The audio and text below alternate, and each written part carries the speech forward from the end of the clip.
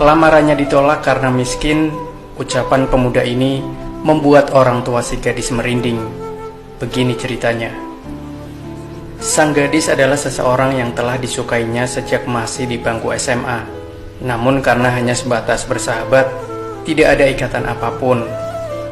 Suatu hari, si pemuda main ke rumah gadis tersebut. "Assalamualaikum." Kemudian dari dalam rumah terdengar suara bapak-bapak dan menjawab salam itu. "Waalaikumsalam." Mendengar lantangnya suara ayah si gadis, si pemuda kaku membatu. Lantas si gadis mempersilahkan sahabat sekolahnya itu untuk duduk di kursi ruang tamu. "Silakan, mari silakan duduk." "Oh iya, terima kasih." Setelah mengucapkan salam dan berjabat tangan, duduklah si pemuda di kursi yang hampir menghadap ayah si gadis. Hanya koran yang menjadi sitroh antara mereka. Hampir 5 menit suasana senyap tanpa suara, dan si ibu si gadis keluar dari ruang belakang membawa air dan kue kering. Si pemuda pun tersenyum manis. "Silakan diminum dulu, Nak. Kamu sudah sarapan?" "Sudah, Bu, terima kasih."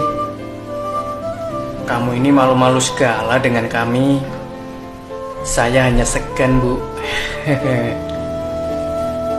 Maaf, saya lihat kamu ini sudah sering kemari. Kapan kamu mau mengirim lamaran?" Ayah ini saya belum memiliki banyak uang, Pak." "Ya kumpulin dulu dong, baru nanti kesini lagi." "Bapak dan Ibu ingin saya menyediakan uang berapa untuk lamaran ini?" Kemudian si ibu menjawab, "Kalau bisa ya 20 juta." Tapi kalau bisa lebih besar dari orang sebelah yang naksir juga sama gadis?" "Maaf, berapa itu, Bu?" 40 juta, syukur-syukur bisa lebih." "Ya Allah, 40 juta. Dari mana saya dapat uang sebanyak itu? Aduh, besar sekali, Pak. Apakah tidak bisa lebih sedikit? Kita buat acara sederhana saja. Cukup mengundang keluarga, saudara, dan tetangga dekat. Itu nasib kamu, Nak.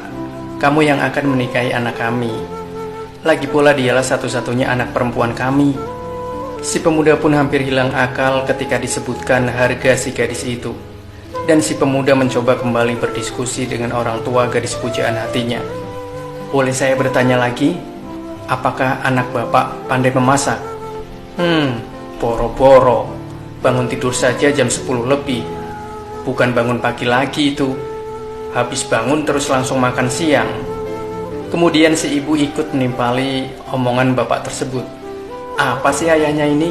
Anaknya mau dijadikan istri, dia malah cerita yang jelek-jelek. Oh, ibunya pun sama, suka terlambat bangun juga. Ayah ini. Iya, cukup Pak. Sekarang saya sudah tahu. Kalau boleh bertanya lagi, bisakah dia membaca Quran? Ibu gadis menjawab, bisa sedikit-sedikit kok. Belajar dengan maknanya. Mungkin. Kenapa? Oh, tidak apa-apa Bu. Pertanyaan terakhir, apakah dia rajin sholat? Kemudian si ayah menjawab, apa maksud kamu tanya semua ini? Kamu kan temannya sejak di sekolah. Harusnya kamu sudah tahu. Maaf Bapak dan Ibu, saya rasa dia tak bisa masak, tak bisa sholat, tak bisa ngaji, tak bisa menutup aurat dengan baik. Sebelum dia menjadi istri saya, dosa-dosanya juga akan menjadi dosa Bapak dan Ibu.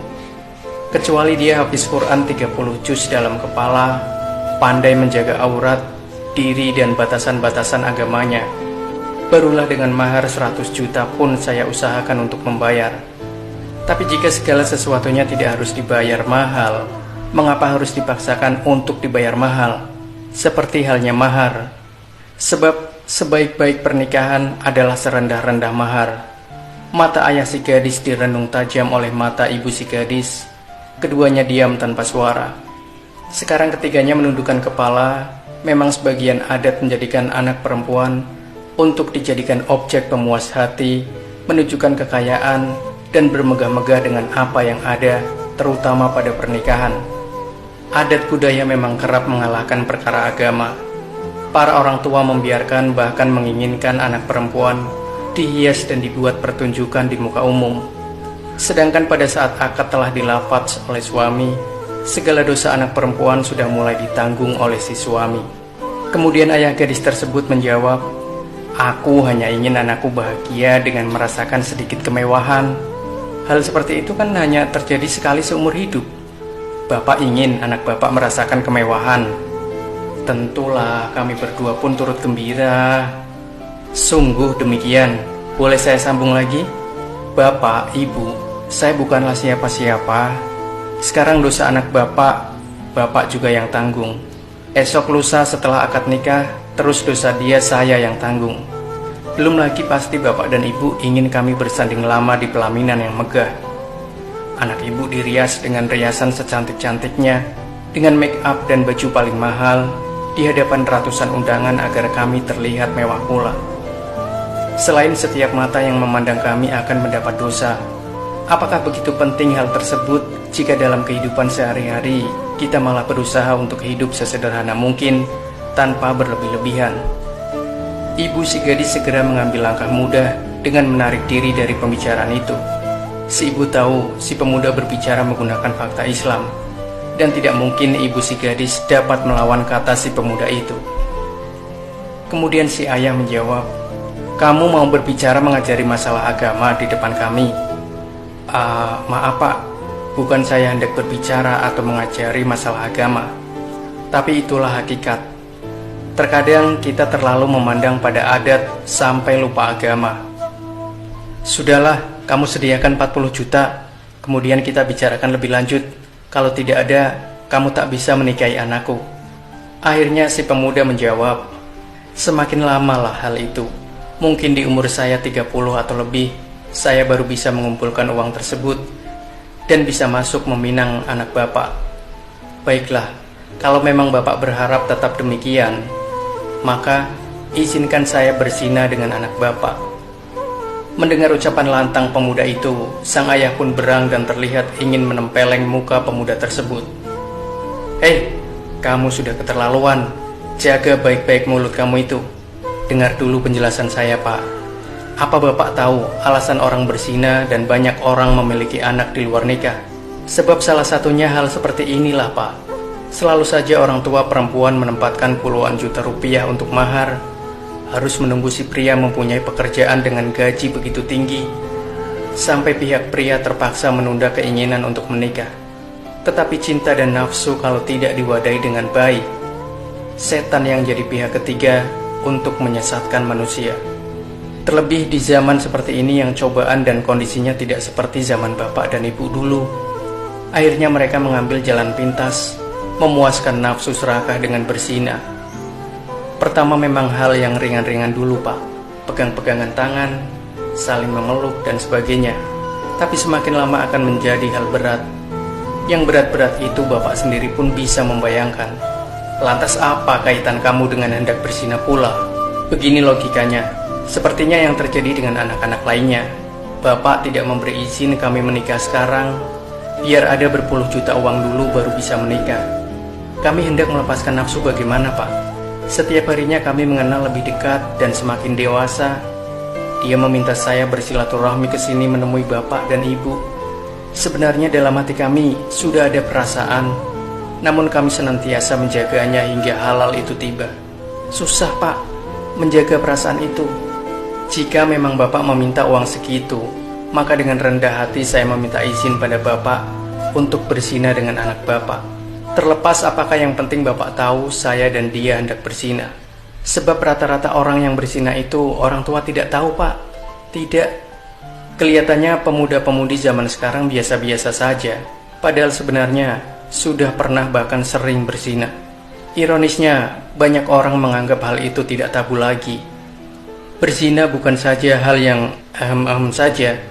Ada zina-zina ringan, zina mata, zina lidah, zina telinga dan lain-lain. Tapi sebab hal ringan itulah yang akan menjadi berat. Kamu ini omongannya muter-muter dan semakin memperumit saja. Beruntung kamu masih teman sekolah anakku. Kalau orang lain, sudah dari tadi saya tempeleng mukamu. Begini nak, tapi kalau tidak ada uang, bagaimana kamu akan memberi dia makan?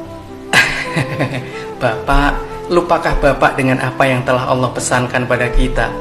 Dan menikahlah orang-orang bujang, pria dan perempuan dari kalangan kamu, dan orang-orang yang soleh dari hamba-hamba kamu, pria dan perempuan.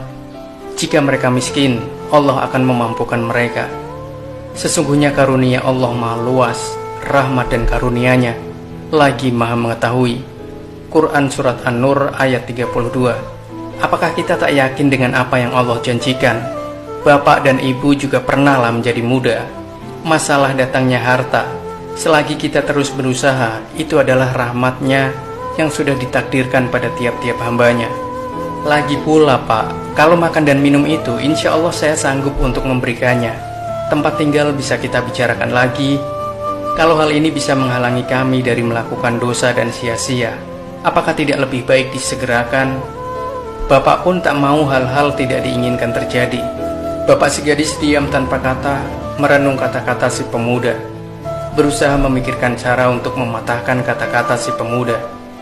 Dan ayah si gadis mendapat akal. Kamu tahulah zaman sekarang ini, kalau mengikuti cara kamu itu, mungkin kamu tidak suka dengan acara persandingan yang mewah. Bapak bisa terima, tapi kamu apa bisa menerima apa yang akan orang-orang katakan? Orang akan mengatakan anak aku kecelakaan dan terpaksa menikah dengan kamu. Mau ditaruh di mana muka ini? Bagus juga pikiran Bapak itu. Kalau kecelakaan, mana mau saya menikahi anak Bapak? Karena akan selamanya menjadi haram. Orang yang zina tidak akan pernah menjadi halal sekalipun dengan pernikahan. Kalau Bapak memaksa, ya sudah. Bisa ikut nikah massal, kan bagus juga, bisa berhemat, tapi tetap ramai. Seriuslah nak. Begini Pak, sekali lagi rasanya tidak perlu membayar puluhan juta dan mahar yang berlebihan sehingga memaksa di luar kemampuan. Tapi saya tak mengatakan tidak ada walimatul urs, sedangkan walimatul urs itu tetap perlu dan disesuaikan dengan kemampuan. Itu cara Islam. Saya bukan hendak macam-macam dengan Bapak. Syariat memang seperti itu. Maha baiknya Allah sebab masih menjaga kita selama ini. Tapi hal sepele seperti ini pun kita masih memandang ringan, dan kita tak percaya dengan apa yang telah Allah janjikan. Saya benar-benar minta maaf kalau ada kata-kata saya yang membuat Bapak tidak senang terhadap ucapan saya. Tidak juga bermaksud tidak takdim dengan Bapak dan Ibu. Segalanya kita serahkan pada Allah. Kita hanya bisa merencanakan saja. Adzan duhur berkumandang, jaraknya tidak sampai 10 rumah dengan rumah si gadis. Si pemuda memohon untuk ke surau dan mengajak bapak si gadis untuk pergi bersama. Namun ajakan ditolak dengan lembut. Lantas sang pemuda memberi salam dan memohon untuk keluar. Di pinggir jendela tua, si gadis melihat si pemuda mengeluarkan kopiah dari sakunya dan segera dipakainya untuk memenuhi panggilan Allah. Sedang si gadis yang sedari tadi berdiri di balik tirai bersama ibunya meneteskan air mata mendengar curahan kata-kata si pemuda terhadap ayahnya. Kerudung lebar pemberian si pemuda sebagai hadiah padanya yang lalu digenggam erat. Ibu si gadis juga meneteskan air mata melihat pada perilaku anaknya. Segera ibu dan si gadis ke ruang tamu menghadap ayahnya. Apa yang anak itu katakan benar. Kita ini tak pernah memperhatikan syariat-syariat agama selama ini. Terlalu melihat dunia, adat, dan apa kata orang. Padahal mereka tak pernah juga peduli pada kita. Entahlah, ayah tak tahu. Begitu keras yang anak itu katakan tadi. Terserah kamu aja nak, mau diterima atau tidak. Kemudian si gadis menggapai telepon genggamnya dan mengetik pesan. Si pemuda yang selesai mengambil wudhu tersenyum saat membaca pesan yang baru saja diterima dari si gadis. Andai Allah telah memilih dirimu untukku, aku ridho dan akan terus bersamamu. Apapun yang ada pada dirimu dan yang kamu miliki, aku juga akan terus pada agama yang ada padamu. Minggu depan ayah menyuruh kirim rombongan lamaran untuk ke rumah. Terkadang kisah seperti ini masih saja sering terjadi. Wahai kalian pemuda dan pemudi yang dirahmati Allah, jika kalian merasa telah mampu dan yakin untuk menikah, maka segerakanlah. Sungguh-sungguh merugi orang-orang yang menunda-nunda terhadap rahmatnya Allah Subhanahu wa Ta'ala. Demikianlah sahabat cerita nyata Reborn, sebuah kisah yang berjudul Lamarannya Ditolak Karena Miskin. Ucapan pemuda ini membuat orang tua si gadis merinding. Semoga kisah ini menginspirasi dan bermanfaat untuk Anda. Sampai jumpa lagi di kisah yang menarik lainnya bersama channel Cerita Nyata Reborn. Wassalamualaikum.